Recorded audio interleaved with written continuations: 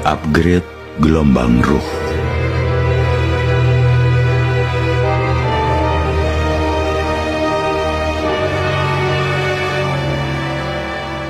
Secara saintifik, ruh dapat dipahami sebagai gelombang, suatu getaran yang merambat, bolak-balik dalam suatu interval waktu tertentu.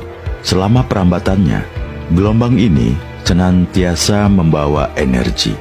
Itulah mengapa dalam bahasa agama, mereka yang ruhnya hidup disebut sebagai orang-orang yang hatinya bergetar. Sesungguhnya, orang-orang yang beriman adalah mereka yang apabila disebut nama Allah bergetar hatinya. Quran Surat Al-Anfal ayat 2. Nama dengan pemilik nama tidak pernah terpisah. Itulah mengapa kalau mengingat Allah langsung keramat kita, langsung terhubung dengan Allah. Itu hanya akan terjadi jika gelombang ruh kita terupgrade. Gelombang inilah yang menyambungkan manusia dengan sesuatu, termasuk dengan Tuhan. Melalui getaran ini, kita bisa terkoneksi dan berkomunikasi dengan apapun dan siapapun. Getaran atau gelombang adalah bahasa paling sederhana yang tidak berhuruf dan bersuara. Sebagai sebuah gelombang, ruh bertingkat-tingkat. Tasawuf klasik menjelaskan ini dalam berbagai nama: nafs, akal, dan ruh. Jiwa, ruh dan sir, ruh.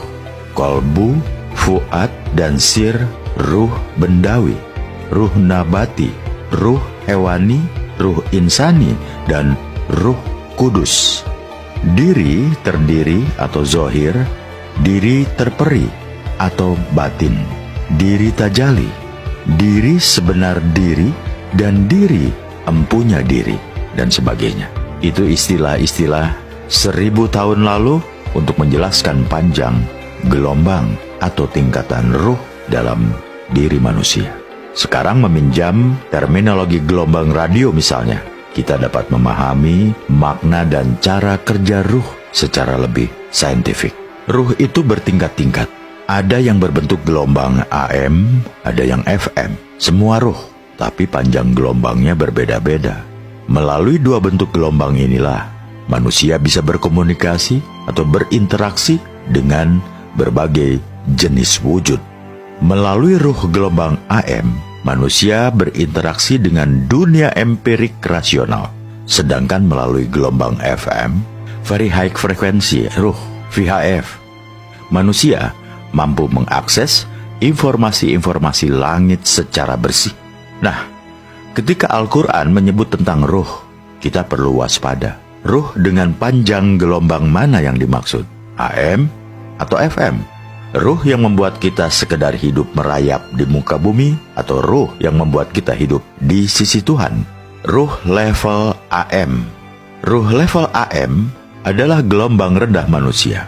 AM artinya amplitude modulation. Termasuk dalam kategori ini adalah shortwave ruh atau SW dan medium wave ruh atau MW.